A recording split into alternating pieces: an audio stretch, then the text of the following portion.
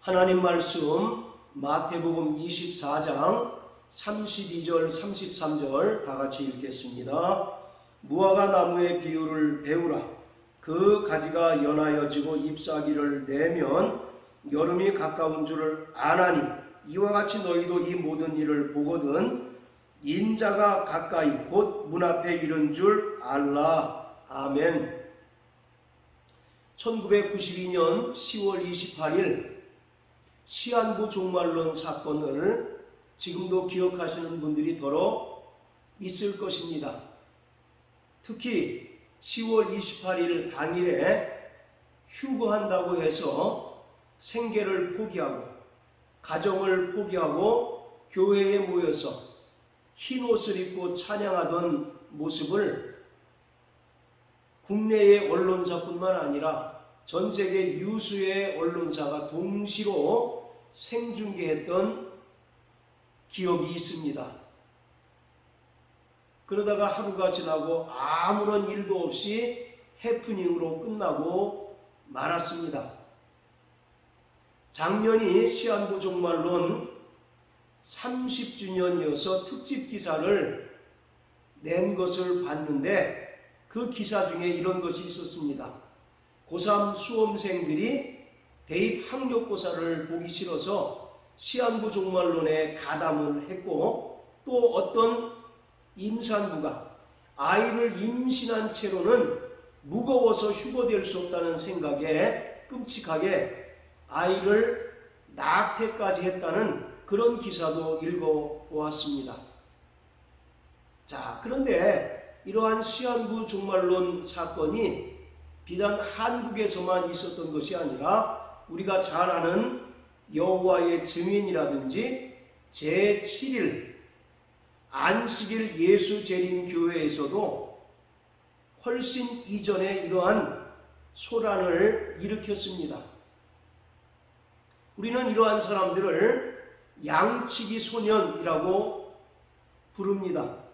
이솝우화에 보면 양치기 소년 이야기가 나오는데, 양치기 소년이 거짓말로 늑대가 나타났다라고 외칩니다. 그랬더니 온 동네 사람들이 늑대를 쫓아내기 위해서 다 모였다가 허탕을 치고 말았다는 얘기입니다.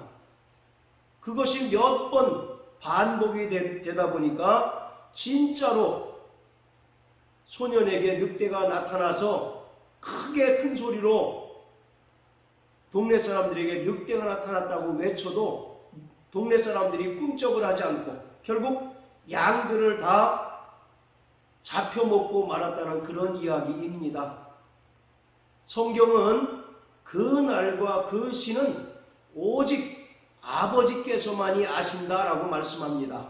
자, 36절에 보면 그러나 그 날과 그 때는 아무도 모르나니 하늘의 천사들도 아들도 모르고 오직 아버지만 아시느니라 라고 말씀합니다. 그리고 사도행전 1장 7절에 보면 때와 기한은 아버지께서 권한에 두셨으니 너희의 알 바 아니오 라고 말씀하고 있습니다. 즉 세상의 종말과 예수의 재림 그날과 그 시는 아무도 모르고 오직 아버지만 아신다는 것입니다. 그렇기 때문에 공연히 그 날과 그 시에 대하여 엉뚱한 호기심을 발동할 것이 아니라 우리에게 주어진 오늘이라고 하는 이 하루를 마지막 날인 것처럼 불꽃 같은 맹렬한 열심으로 하나님의 뜻대로 살아가는 것이 구원받은 성도들에게 대단히 중요하다는 사실을 우리는 분명히 깨달아야 합니다. 마태복음 24장과 25장을 마태복음의 계시록이라고 이렇게 이야기합니다. 왜냐하면 예수님께서 직접 제자들에게 세상 종말과 예수님께서 재림할 때 있게 될 세상의 징조에 대하여 말씀하셨기 때문입니다. 자, 24장 3절에 보면 제자들이 종령이 와서 가로되 우리에게 이르소서 어느 때에 이런 일이 있겠사오며 또 주의 임하심과 세상 끝에는 무슨 징조가 있사오리이까. 이처럼 예수님의 제자들이 예수님께 직접 종말과 세상 끝에 있을 징조에 대하여 질문했고, 또 그 질문에 대해서 예수님께서 4절부터 말씀하신 그러한 내용입니다. 그런데 24장과 25장의 주제는 그런즉 깨어 있으라는 것입니다. 그 날과 그 시는 아무도 모르고 호련히 도적과 같이 임하게 될 터이니 그러므로 너희는 깨어 있으라 라고 이와 같이 말씀하고 있습니다. 자, 42절 43절 그러므로 깨어 있으라. 어느 날에 너희의 주가 임할는지 너희가 알지 못함이니라. 너희도 아는 바니 만일 집주인이 도적이 어느 경점에 올 줄을 알았다면 깨어 있어 그 집을 뚫지 못하게 하였으리라. 그러므로 깨어 있으라 라고 예수님 말씀하십니다. 그리고 25장 13절에도 그런즉 깨어 있으라. 너희는 그 날과 그 시를 알지 못하느니라 라고 말씀하고 있습니다. 하나님 아버지 외에는 그 날과 그 시를 아무도 알지 못하기 때문에 세상 종말과 예수님의 재림을 사모하는 거룩한 믿음의 성도들은 항상 깨어 있어서 그 날을 준비하는 자가 되어야 합니다. 32절에 보면 무화과 나무의 비유를 배우라. 그 가지가 연하여지고 잎사귀를 내면 여름이 가까운 줄을 안다라고 말씀합니다. 유대인들은 여름을 통해서 종말을 연상하고 있습니다. 우리의 사계절은 봄부터 시작해서 겨울로 끝납니다. 봄, 여름, 가을, 겨울로 끝납니다. 그러나 유대인들의 1년은 가을로부터 시작해서 가을, 겨울, 그리고 봄, 여름으로 한 해가 끝납니다. 그렇기 때문에 무화과 나무 가지가 연하여지고 잎사귀를 내는 여름을 맞이하게 되면 유대인들은 세상 종말을 떠올리게 된다라고 말씀하고 있습니다. 자, 그래서 무화과 나무를 통해서 유대인들이 세상의 종말을 떠올리듯이 이 세상에 나타난 징조를 통해서 세상의 종말과 예수님의 재림을 우리가 알 수가 있다는 그러한 말씀입니다. 자, 그런데 32절에 무화과 나무의 비유를 배우라 이 말씀을 이스라엘의 회복으로 해석하는 이들이 있습니다. 무화과 나무 가지가 연하여지고 잎사귀를 내는 것이 혈통적 이스라엘이 회복되는 그러한 때로서 구체적으로는 1948년 5월에 이스라엘이 독립한 그 사건이 무화과 나무 가지가 연하여지고 잎사귀를 내는 때라고 이렇게 이야기하고 있습니다. 자, 그런데 과연 여기서 무화과 나무의 비유를 배우라. 그 가지가 연하여지고 잎사귀를 내면 여름이 가까운 줄 알라 하신 이 말씀이 혈통적 이스라엘의 회복을 말하는 것일까? 그리고 구체적으로는 1948년 5월에 이스라엘이 공식적으로 독립을 선포한 그 사건을 말하는 것일까?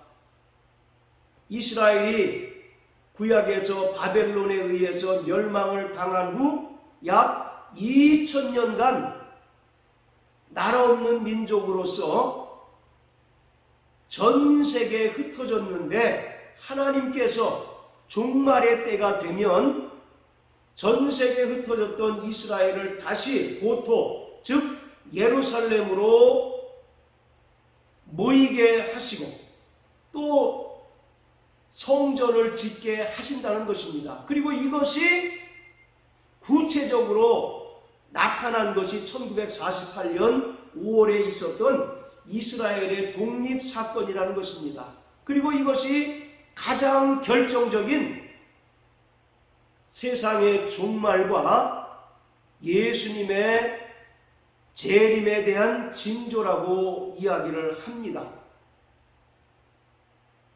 그러나 과연 그럴까요? 자, 이 구절과 병행되는 누가복음 21장 29절의 말씀을 읽어보면 이것이 무엇을 의미하는지를 분명하게 알 수가 있습니다. 자, 누가복음 21장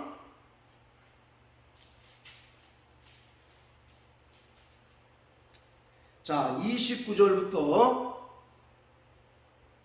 33절까지 우리 한번 읽어봅니다. 이에 비유로 이르시되 무화과 나무와 모든 나무를 보라. 싹이 나면 너희가 보고 여름이 가까운 줄을 자연히 아나니 이와 같이 너희가 이런 일이 나는 것을 보거든 하나님 나라가 가까운 줄을 알라. 내가 진실로 너희에게 말하노니 이 세대가 지나가기 전에 모든 일이 다 이루리라. 천지는 없어지겠으나 내 말은 없어지지 아니하리라. 자, 29절에 보면 이에 비유로 이르시되 무화과 나무와 모든 나무를 보라 이렇게 말씀하십니다. 마태복음 24장 31절에는 예수님께서 무화과 나무만을 말씀하셨는데 누가복음에는 무화과 나무와 모든 나무를 보라 이렇게 기록하고 있습니다. 즉, 이 말씀은 무화과 나무만을 지칭한 것이 아니라 하나님께서 지으신 모든 피조물들을 통해서도 세상의 종말과 예수 재림에 대한 징조를 알 수가 있다라고 하는 그런 이야기를 주님께서 하고 있는 것입니다. 결코 이 말씀은 이스라엘의 혈통적 이스라엘의 회복이나 구체적으로는 1948년 5월 이스라엘이 공식적으로 독립을 선포한 그 사건을 염두에 두신 그러한 말씀이 전혀 아니라고 하는 것입니다. 24장 4절부터 예수님께서는 계속 종말에 대한 징조에 대해서 말씀하십니다. 이 세상에 이러한 일들이 있겠고 또 모든 피조물들의 이러한 일들이 발생할 것이다 라고 하는 그런 동일한 맥락에서 무화과 나무의 비유를 말씀하고 있는 것입니다. 그렇기 때문에 깨어있는 성도들은 세상에 나타나는 현상들을 통해서도 예수님께서 오실 때가 정말로 가까웠다는 사실을 알 수가 있다는 것입니다. 그래서 33절에 보면 너희도 이 모든 일을 보거든 인자가 가까이 곧 문 앞에 이른 줄 알라 라고 말씀합니다. 인자가 가까이 곧 문 앞에 이른 줄 알라 라고 하는 말씀은 예수님의 재림에 대한 임박성을 설명하고 있는 것입니다. 자, 우리 야고보서 5장 8절 9절을 다 같이 한번 보십니다. 야고보서 5장 8절 9절입니다. 너희도 길이 참고 마음을 굳게 하라. 주의 강림이 가까우니라. 형제들아 서로 원망하지 말라. 그리하여야 심판을 면하리라. 보라 심판자가 문 밖에서 계시느니라. 할렐루야. 바로 심판자가 문 밖에서 계신다라고 말씀합니다. 지금은 은혜 시대이기 때문에 누구든지 예수의 은혜를 믿고 구원받을 수 있는 시기입니다. 그러나 예수님께서 재림하시는 때에는 더 이상 그 은혜를 믿음으로 말미암아 구원받을 수 있는 시대가 아니라 심판자로 오신 예수 그리스도의 그 공의로운 심판이 있는 바로 그러한 때입니다. 그렇기 때문에 심판자가 문 밖에서 계신다라고 설명합니다. 자, 그리고 요한계시록 3장을 또 한번 보십니다. 요한계시록 3장 20절 볼지어다 내가 문 밖에 서서 두드리노니 누구든지 내 음성을 듣고 문을 열면 내가 그에게로 들어가 그로 더불어 먹고 그는 나로 더불어 먹으리라. 볼지어다 내가 문 밖에 서서 두드린다 라고 예수님께서 말씀하고 있습니다. 우리는 보통 이 말씀을 전도할 때 많이 사용합니다. 당신이 마음문을 열고 예수님을 영접하면 예수님께서 당신과 함께 하시고 또 당신과 먹고 마실 것입니다 라고 어떤 구원에 관련된 그러한 말씀으로 이해하고 또 설명을 하기도 합니다. 그러나 이 말씀은 재림의 임박성을 설명하고 있는 것입니다. 라오디게아 교회의 그 미온적이고 나태한 신앙을 예수님께서 책망하시면서 심판자로 오실 예수님이 곧 오신다고 말씀하고 있는 것입니다. 그러므로 너희가 열심을 내고 회개하라는 바로 그러한 말씀인 것입니다. 오늘 이와 같이 우리는 종말을 살아가는 자들입니다. 그리고 예수님께서 오실 때가 임박했다는 사실을 우리는 기록된 하나님의 말씀을 통해서 아는 자들입니다. 그렇다면 우리가 어떠한 삶을 살아야 마땅하겠습니까? 현재도 여전히 예수님의 재림하실 그 날짜를 계산하는 그러한 무리가 있다고 이야기를 합니다. 그러나 베드로후서 3장에 보면 분명히 말하기를 하나님께는 하루가 천년 같고 천년이 하루 같은 이 사실을 기억하라고 말씀하고 있습니다. 즉 하나님께서 진행하시는 그 경륜의 때, 그리고 구체적으로 예수님의 그 재림의 때는 인간의 어떤 머리에서 나온 계산법으로 맞춰질 수 있는 그러한 사건이 아니라는 것입니다. 오늘 이와 같이 우리는 예수님께서 언제 오실까, 어느 때에 오실까, 이것에 대해서 조바심을 내며 이것에 대해서 엉뚱한 호기심을 발동시키는 자가 되어서는 안 됩니다. 그때가 언제일지 아무도 모른다 라고 성경은 분명히 말씀하고 계시기 때문에 우리는 그 날과 그 시에 대하여 관심을 기울이는 자가 아니라 언제라도 주님께서 이 땅에 오실 때 아멘 주 예수여 오시옵소서라고 공중에서 주님을 기쁨으로 맞이할 수 있도록 거룩한 믿음의 신부로서 자신의 믿음을 돌이키고 자신의 믿음을 점검하고 자신의 믿음을 금과 보석과 같은 신앙으로 단장하는 그러한 모습이 오늘 우리에게 있어야 할 것입니다. 그렇기 때문에 예수님께서는 마태복음 24장 25장을 통해서 그러므로 너희는 깨어있으라 라고 이와 같이 말씀하고 있습니다. 노아의 때와 같이 인자의 임함도 그러하리라. 사람들이 먹고 마시고 시집가고 장가 드는 것에 올인하다가 예수님의 심판에 대하여 생각지 않다가 홀연히 심판을 받았다는 것입니다. 그렇기 때문에 사랑하는 성도 여러분, 날마다 깨어있게 되시길 주의 이름으로 축복합니다. 성경에서 깨어있으라는 말씀은 우리가 잠을 청하지 않고 24시간 기도하라는 그러한 말씀이 아닙니다. 우리는 기록된 말씀을 통해서 하나님의 경륜이 이루어지는 것을 분별하는 것이 깨어있으라는 그러한 의미인 것입니다. 예수님께서 바리새인들을 책망하시면서 너희가 천기는 분별할 줄 알면서 어떻게 이 시대의 표적을 분별하지 못하느냐라고 말씀하십니다.